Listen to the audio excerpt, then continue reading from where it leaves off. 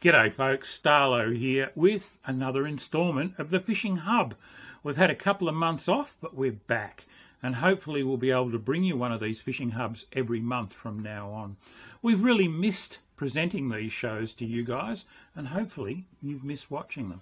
We've got a beaut show for you tonight. We called it FISHTECH, and it's all about the changing technology of fishing. Yeah, people have mixed feelings about technology and fishing.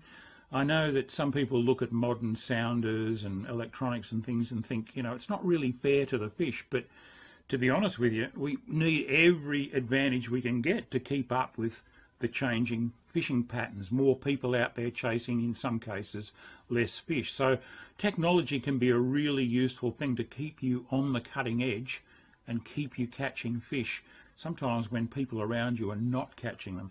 Now we've got our regulars. We've got Robbie Alexander from Robbie Fishing, of course, and we've got the wonderful Shroom, but we've also got a new guest presenter tonight, and it's Romen from Romen Productions. He lives in Canberra, and most of you who are into your freshwater fishing, particularly if you love chasing Murray cod and yellowbelly, will know all about Romen. He's an absolute legend, and very few people that I know are more across the new technologies in depth sounders and imaging that's happening right there under the boat at the time than Romen, and he's going to show you some absolutely wonderful stuff tonight. We might have a few other surprises in store for you too, and as always, you can ask us questions online. We'll try and get back to you. If we can't get back to you this evening while the show's actually playing, we'll try to answer your questions later.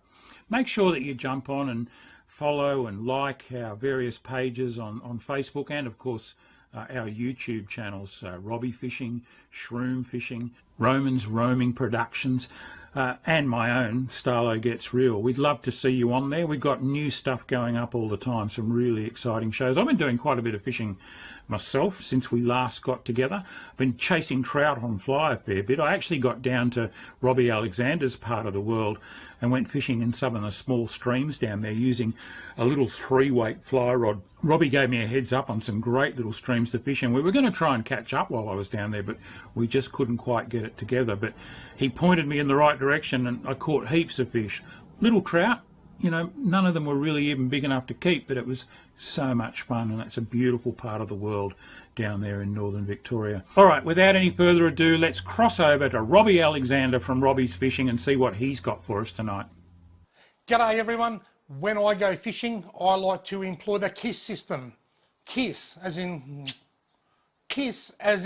God gave rock and roll to you, gave rock and roll to you. KISS, as in keep it simple, stupid. I like to keep things simple. I don't like to overcomplicate things or make things more technical than they can be. I don't like to overthink things. I like to keep it simple, stupid, and I'm quite a basic fisherman. In saying that, there are a few technical gadgets that I like, and the one that I like the most would have to be this fish finder from Deeper. This is the Deeper Chirp Plus fish finder. Deeper are a company based in Lithuania that make these small little hand grenade coloured and sized castable fish finders. They have a range of them tailored to your specific budget. This one here is the top of their line model. That is the Deeper Chirp Plus 2, and that is about $450. This is the next one under, and it's just a little bit cheaper. That's the Deeper Chirp Plus. The only difference between these two is that this one has a much bigger battery. They both do much the same thing. Their cheapest model is the Deeper Start, and that starts from around about $160. So they range from $160 to $450. But what are Deeper fish finders? That is the transducer of a fish finder.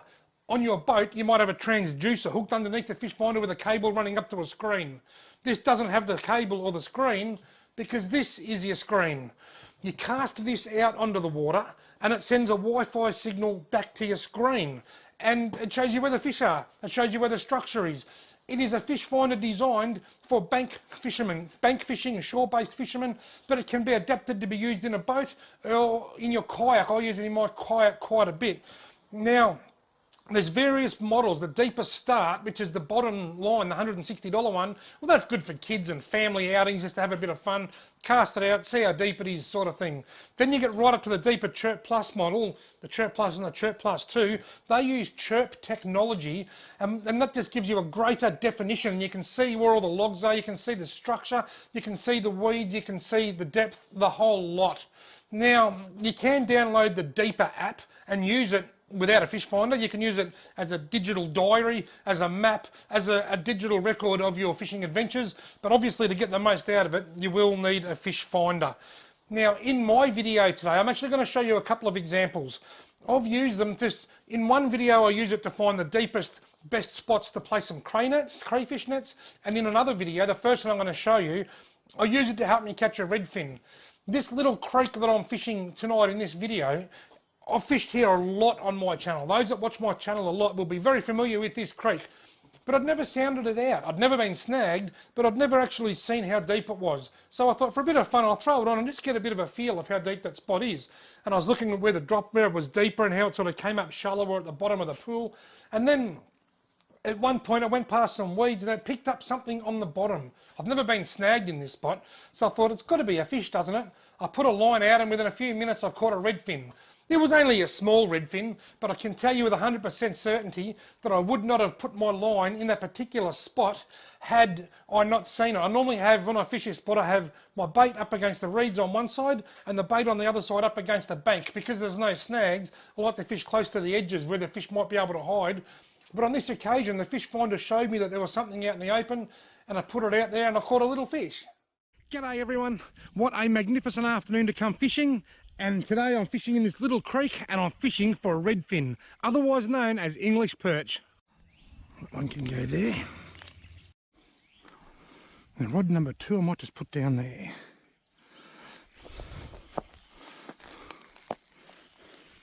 Seems to be a little bit deeper where I put that rod there.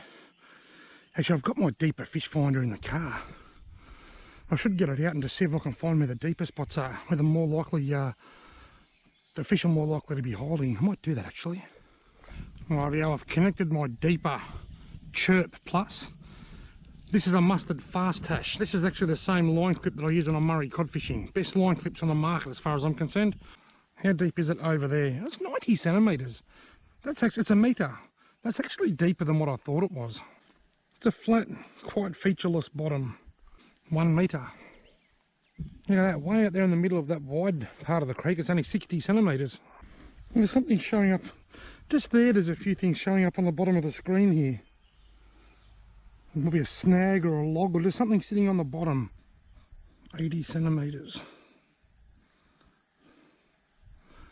80 centimetres just in front of those reeds over there. There's something on the bottom there too. Not much, might be just a stick or a little branch or something down there. Could be a fish. Could be a bit of wood, could be anything, but there's something on the bottom just in front of those tussocks. And now it's dropping down to 90 centimetres.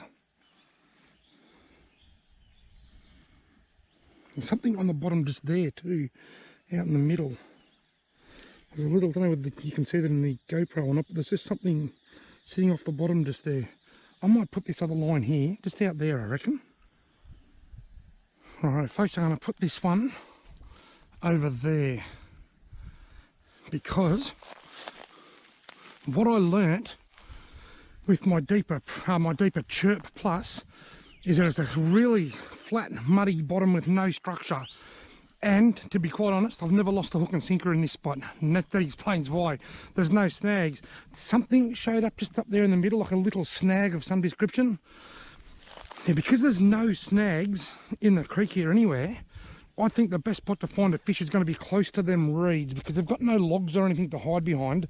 So the only place they can hide for safety from cormorants or whatever they want to hide from is around the edges, around those weeds, and even under this bank just here. So I think the banks, the edges, are going to be the best spot to fish. Now, after looking at the deeper, I can see that it's about a metre through here, between 80 and 100 centimetres right through here. Then as it widens up down there, it gets a lot shallower. Down there was only 60 centimetres right out in the middle, so it's 30 centimetres deeper here. So we've got a deeper channel, then it sort of goes up down there where the current slows down. Over around the edges here, there was a little bit of structure of some kind just in front of those reeds, and there was a little bit over there where I've just put this rod as well. So because they're the only spots where anything showed up, and they're close to the reeds and they're the deepest part of the little creeky, I'm going to concentrate my efforts around those weed beds over there. Getting a nibble on this rod. Here we go. Come on. Come on, come on, come on. Something's sucking on it. Got him. Oh, you're going to be joking. I've caught my target species, folks. Look at that. That is what I came here for. It's not a surprise bycatch today. It's exactly what I was after. He's got the hook down a bit low, which is a bit of a bugger. I'm trying to get it already up. No, I'm going to get it. I'm going to get it. Look at that. That is a little bit of blood here, but I reckon he'll be fine. I've caught exactly what I came here for. A redfin. I came here last year and caught a stack of carp and 1 Murray cod. This year I've been here twice and I've caught 2 redfin. Now I am going to be 100% honest. My line wouldn't have been there if it wasn't for my deeper chirp. I initially had it in down there, but the deeper chirp just showed that there's something on the bottom over there, some kind of structure or something, and it's nice and deep and it's close to the weeds. And I just thought that is the spot to go, given the structureless nature of the creek. I chose that spot based on the readout from my deeper chirp plus, and it paid off. There you go. Now that's a good example of how you can use the deeper fish finders. Now, I don't use them all the time. I don't use them on every trip. In fact, I've fished that spot probably 50 times in the last few years, and I've only used it once, because I only need to use it once. I know what's there. I've already learnt what's there.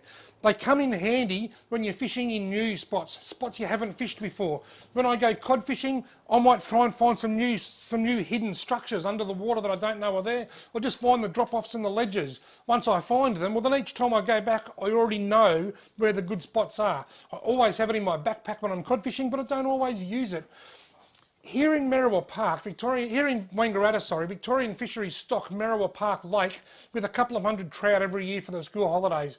Now, I had a bit to do with it. I contacted fisheries and put in a request and went through all the channels. But one of the things that I'd done was I took my very first one of these, which was the Deeper Pro Plus, the black one. I took that down and I cast it from the bank, and I was able to see the depth, see how big it was. And I then contacted fisheries and was able to give them the data about how deep it was. It's 9 feet out in the middle, and it comes up to around 3 feet before it's sort of a little bit shallow around the edges. I was able to do all that and tell fisheries because of my deeper fish finder, my black one, my Deeper Chirp Plus. Now, in this video, which I'm about to show you, I took it crayfishing. The purpose of it this time was I wanted to find a spot that was deep and not too snaggy. There's no point dropping a crayfish net this round down onto a heap of snags, because you probably won't get it back, and if you do, well, it may not be sitting on the bottom and the crayfish will come up from underneath and get the meat anyway. So I want it sitting on the bottom. So I'll use my deeper, I think it's this one in this video, the Deeper Chirp Plus. I'll use that to find the depth and see how deep it is, and I don't reap big rewards, but I do reap some rewards. Check this out. This is the Deeper Flexible Arm 2.0. It's the second version. I've got the original version at home. It's the same bit here, but it just screwed straight into the top of the Deeper.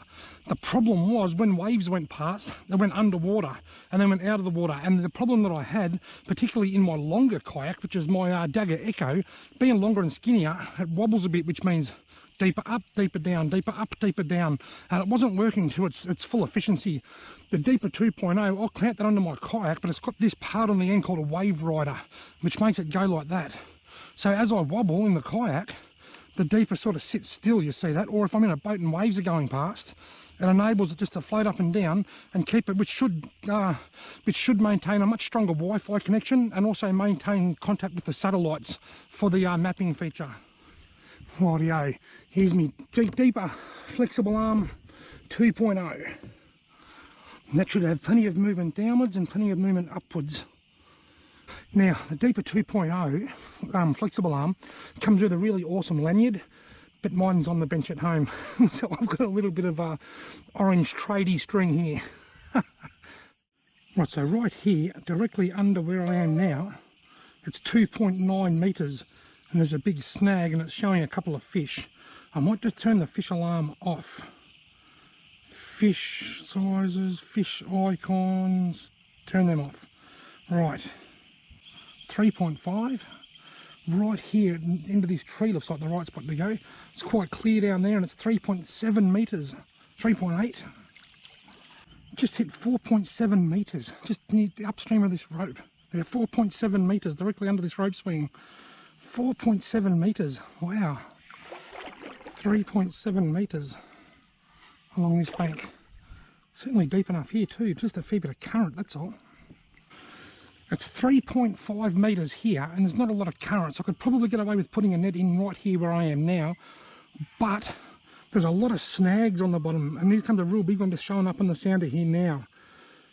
I reckon that if I was to put a, let's see if I can get them in a bit better. I reckon that if I was to drop a crane net in here, it'd be an absolute death trap. Rightio, net number 1. Can you deliver?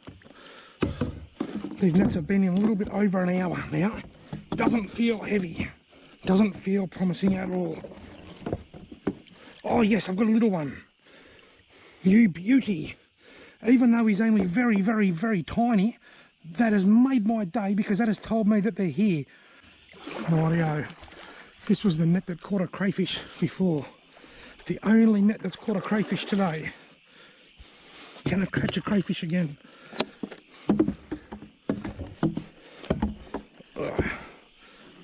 Moving out into the current here, which is always a bit of a concern. And I've got a big one. Look, your beauty. He's nearly a legal cray, I reckon. Actually got eggs. Look, I said before, if I catch one, I'll take it back to the car and I'll take it back to the car and get a photo. But I'm not going to worry about her because she's got eggs, so she can just go straight back. She'd be almost legal, I reckon, or pretty close to it. Anyhow, sweetheart, before I drift too far away, see you later, Dales. It's funny how often I go craying and catch all my crays in the one net. It seems to happen a lot. Right, this one was snagged. It's off now though. Right, what have we got? Oh look, 2. It started off really slow. 2, but they're both undersized. Now I said I was going to take one back for a photo, but you bite me on the leg down there, mister. Well, that's a male, but he's undersized.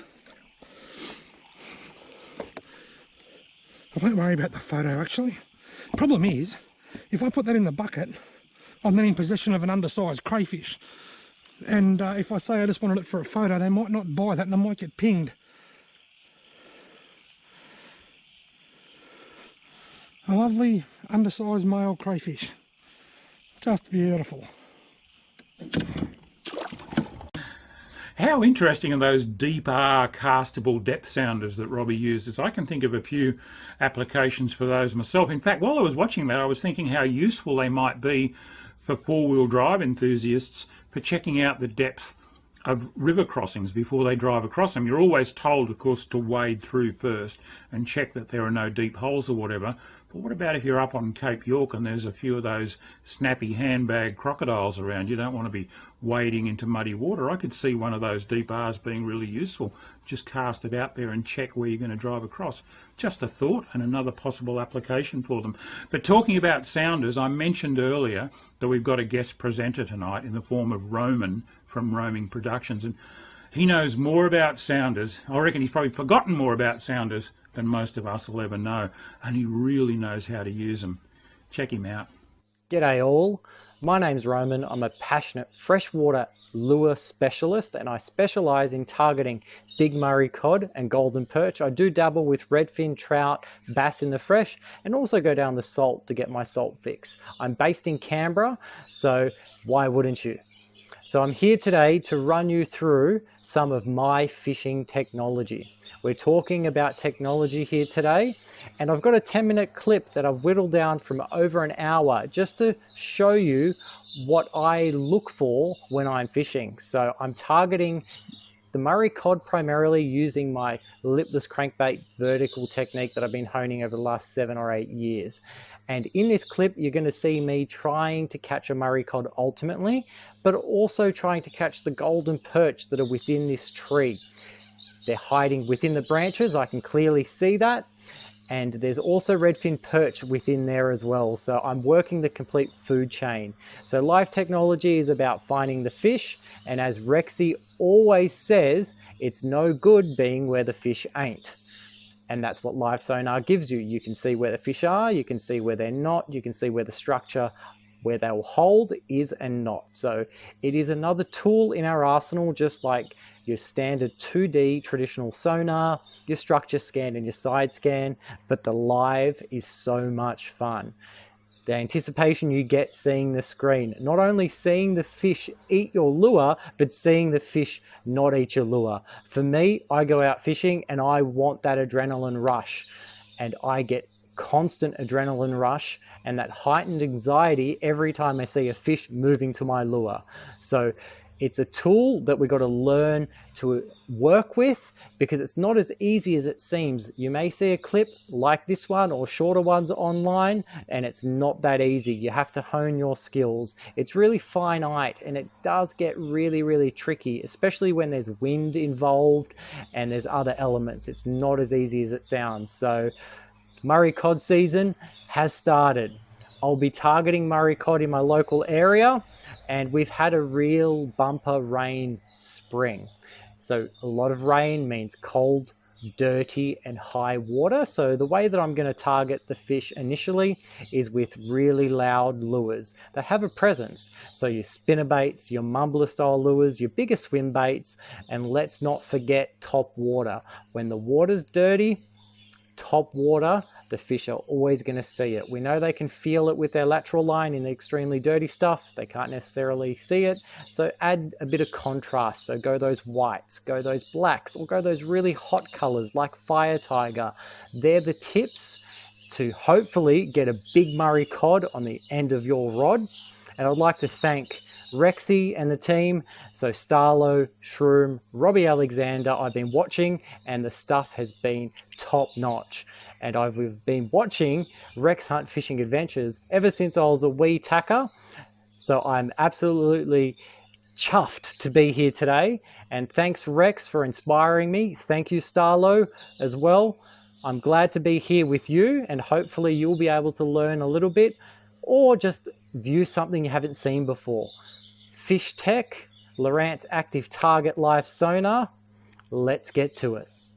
The fish are extremely shut down. The golden perch and the Murray cod are not having a bar of anything I'm throwing down. It's towards the end of the day now. I've been out for about 5 hours. So I'm going to throw down the Storm Gamoku Ultra Blade again. It's a ton of damage in the past for me. This little black with red fleck. It's a 7.5 gram model. Let's drop this down along this tree and see if we can get one of those golden perch to come out and play. Okay, my lure's just heading down. There are redfin perch down here as well, but there are plenty of golden perch. Let's see if we can get those golden perch to play the game. I've got a ready straight up. That's not what we want. That's not what we want. We're going to try and get one of those native fish happening, and I can see one at the bottom of the screen here. There's a little rock at the base of this tree. So I'll just drop that down. And that lure's heading straight down. Let's see if we can get one of these golden perch to come off this tree, because there's plenty around here. Another redfin.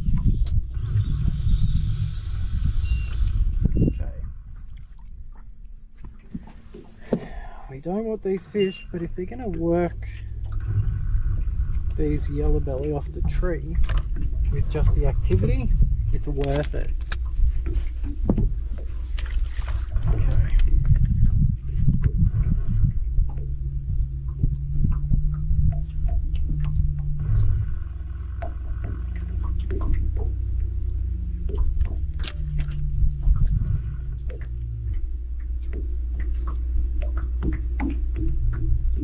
They're there, I can see them. There's a couple up high underneath the boat. I'm just going to bring that lure up, and they're sitting super high, which usually indicates You're not going to be feeding at all. Oh, there's a golden perch coming in.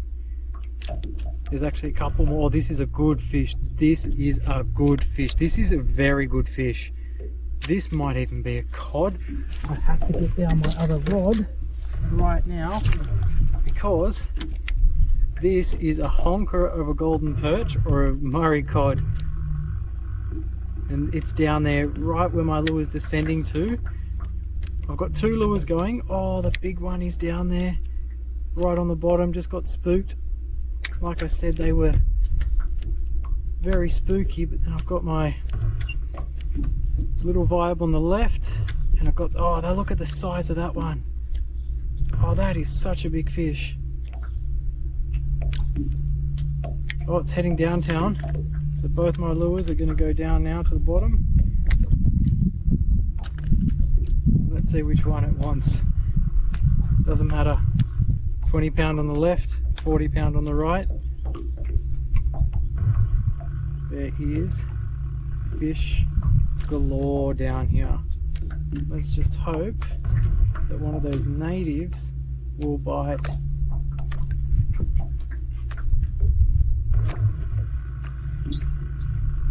Okay, I'm going to let this pile of riffin wrap sit on the bottom. I'm going to work up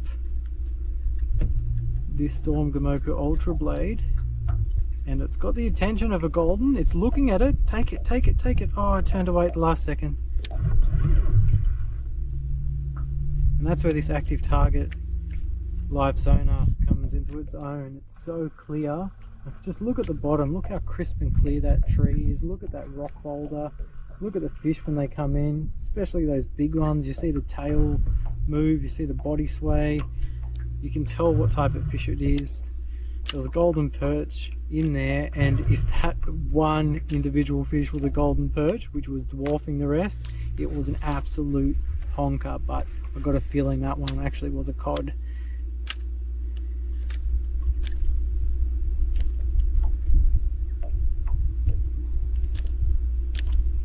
And those redfin perch are packed pretty tight up in that tree. I am just going to head over to that tree just a little bit. Oh, there's a fish right down on the bottom. Lucky I have my rod there, click it into gear. Always have your rod in, or your reel in free spool, because a fish will take it off the bottom quite easily, and if you leave that engaged, you will have a missing rod.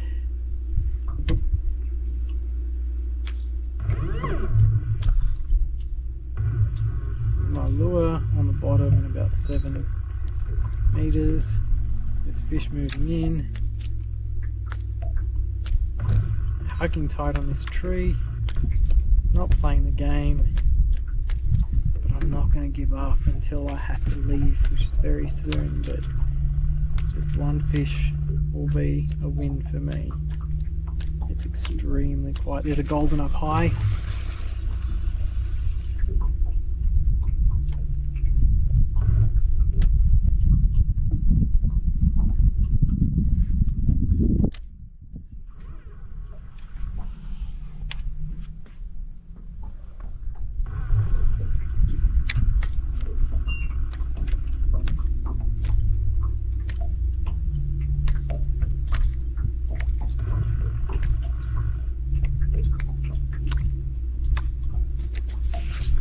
Golden up high.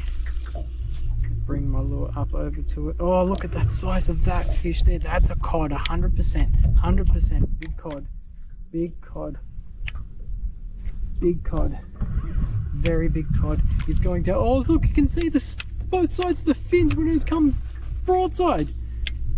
That is incredible. That is incredible. He's down there. Get rid of the little one. I'm focusing just on the big one here. My goodness, that cod came in. That golden perch just went goodbye, and then the cod started coming in towards me, and I could see both the pectoral fins. My goodness.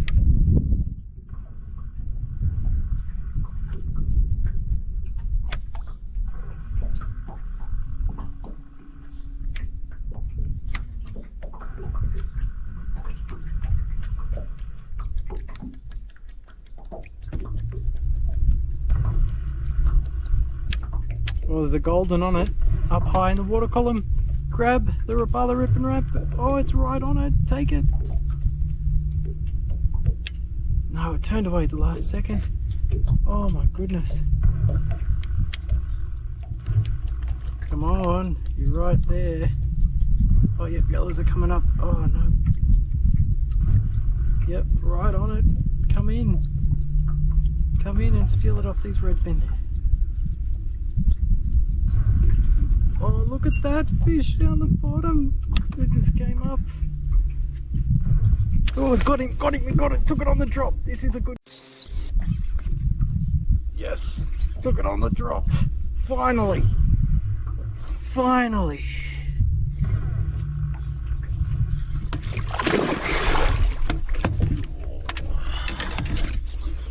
Finally, a nice cod on the active target. Took it on the drop. How good's that? It's only a little one, but it's still a cod on the active target. Oh yeah, that is what we're talking about.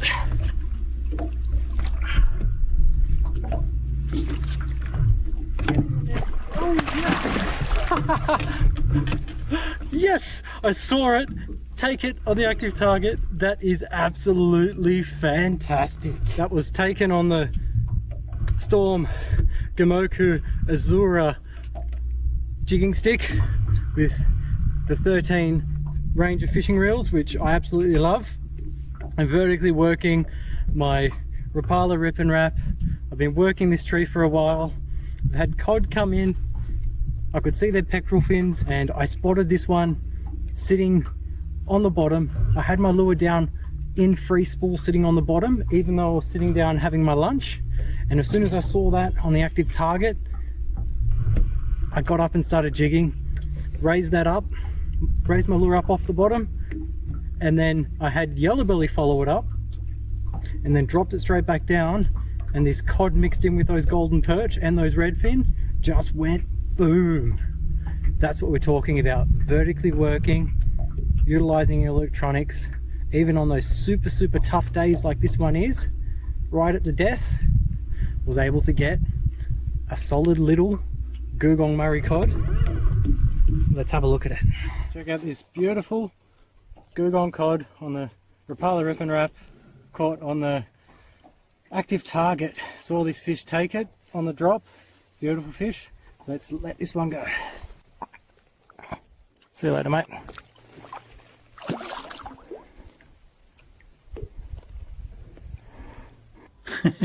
You know, I reckon I must have watched that segment of Romen's about a dozen times now, and I still get pumped every time I watch it.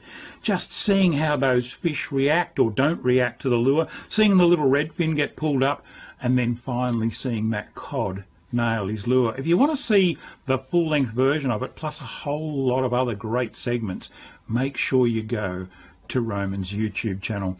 He's an absolute legend. And speaking of legends, we've got another one coming up for you. Over to you, Shroom. G'day guys, Shroom here again. It's been several weeks. I hope you missed me. I've certainly been out there fishing in the meantime, in between the last show and this one. And this is actually the final show of the year. So we're going to go out with a bang on fishing technology.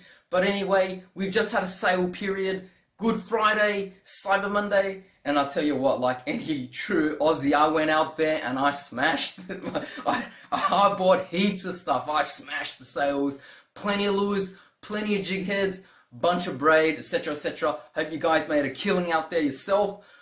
And, you know, because we're heading towards the festive season, this is the last. Everyone watching that's been with us from the start, and anyone that's just joining us now, a very Merry Christmas and a Happy New Year. Because this next part that I'm introducing is the last segment that I'm going to have for the year. And if you want to catch me, go check out my channel on channel Shroom on YouTube. But anyway, enough about that. Just going along with the theme, let me just say that this segment that I'm going to be introducing next, I'll go out with my boy Terry and we go chasing some fish offshore. Now the plan was to set a spread of, you know, some squid skirts and try to tempt the tuna and such, but it didn't go according to plan. So we ended up at Brown's Mountain, And I'll tell you what, that was the first time I was there that far offshore, and you know, everything, as I was like a little kid in a candy store there. Everything was just amazing.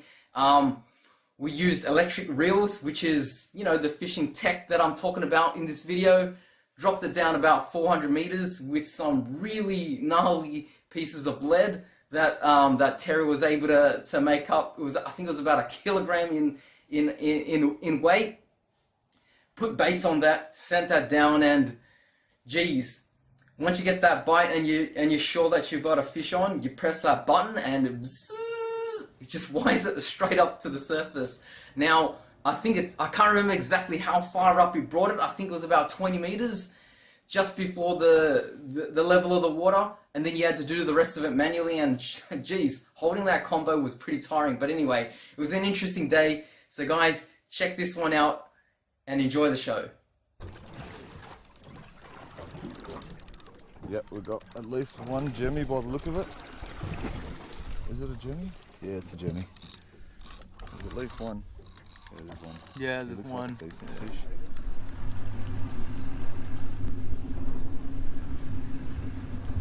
G'day guys, welcome to the video. Coming at you from the middle of nowhere in the Pacific Ocean on planet Earth. Pacific Ocean, aren't we? Is this the Pacific Ocean? Yeah, it's one of the oceans. Yeah. It's a big one. That's the best way to describe this place. We're in the Pacific Ocean today. Yeah, we're gonna put out a spread of lures, see what we get. So Terry's just clipping on a diver. I'm gonna set that down the back.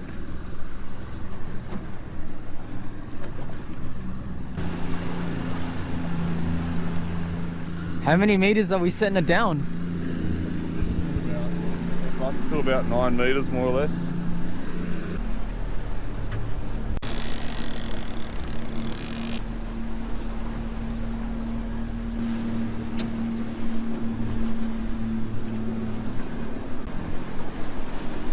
Rightio, so we just set the last of the spread. Now we just have to wait. Fingers crossed we get a bite.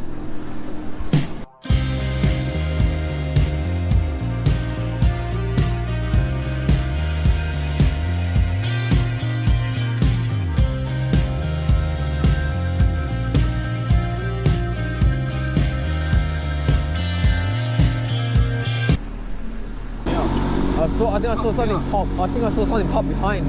Yeah. What's that? Yeah, in front here. Hey, tuna. There's more tuna. Yeah. Let's see if we get a hit. I thought I saw a hit that way. Hit out that way too. See there. Hey, did you see him? Yeah, I saw him. Yeah. See him at all? No, I'm watching this side.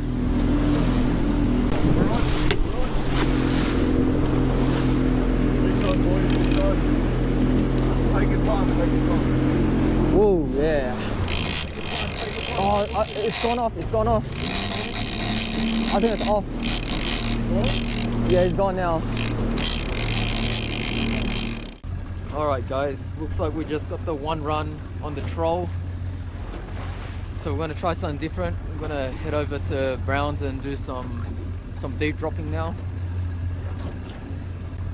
As you would expect, it looks pretty busy down at Browns. As you can see over there in the distance, there's a mini car park going on. So might have to find our own space on the outskirts. No, it's alright. Hi everyone! Look how flat it looks when you sit here. It's so flat now. Everything's in. What do we need? We need this bag. Yeah, really excited over this deep drop. This is going to be the first time. First time I'm doing this. The first time I've been to Browns. We're just setting up the electric right now. So getting all the rigs tied on. Well, getting the rig tied on to the end of that. That's the sinker.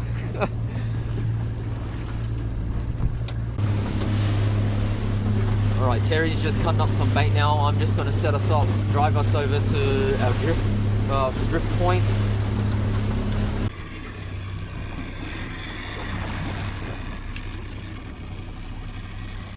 Right, we just let the bait hit the bottom. I can't believe that it's actually 400 meters down. This is my first time here, so this just blows my mind how deep this place is. On the dial. Yeah, we got a fish on. Yeah. It's twitching a little bit. I reckon we got a fish on. Don't bring it up too crazy quick.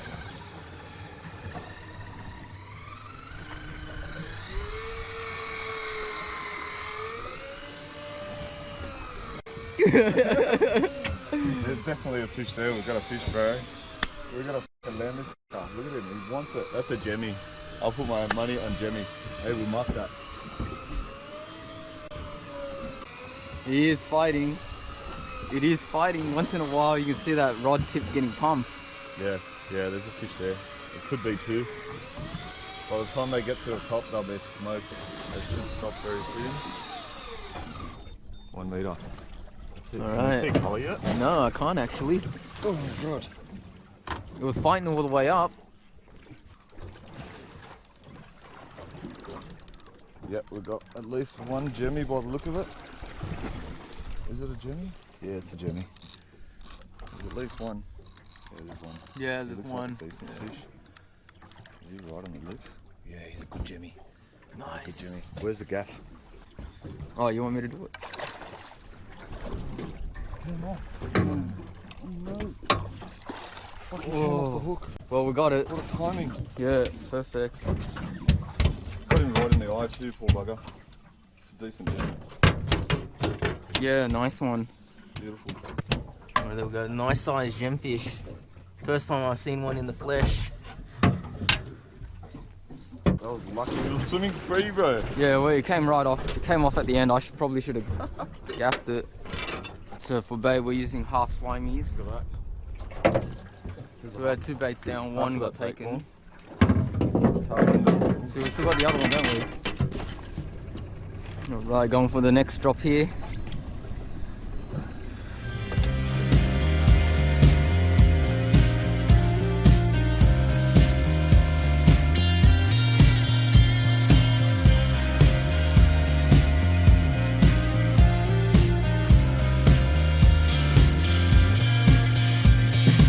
There's a fish on that. Yeah, That's a fish on. That's a bit. yeah, let's bring it up.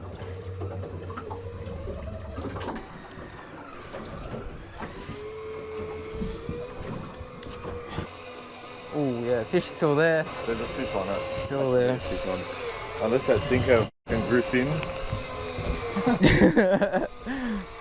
The question is, was it Yakka or Slimy that wins the contest? Which one was on the bottom? Bottom was the Slimy, top was Yakka. So slimy then. At a guess, it'll be slimy. 80. That's it. Yeah. Oh, 50, 50, 40, it's flying. 20. no, that's a meter. That's it. Alright, bring it to your left. Go left and go back to that rock holder. That's it. At least we've got gaff in this spot. It's got weight, man. Might have a double. Certainly got weight.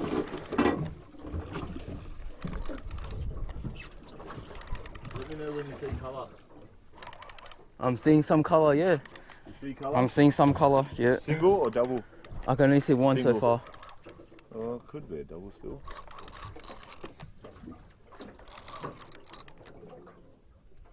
You might have a... No. Yeah, you got a double. That's a double. Oh no, it's not. It's just a big bait underneath. You got a decent. It's a gem, one there. yeah, it's a gemmy. Decent Jimmy.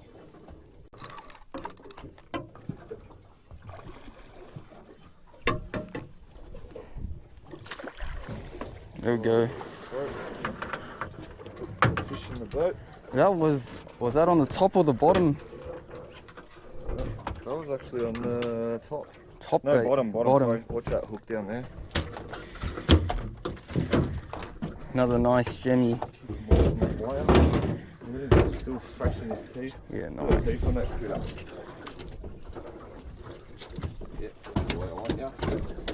Stay there. No. The circle's done its job in the corner of the jaw.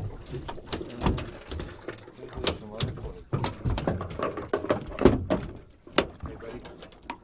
Welcome. Just the center console.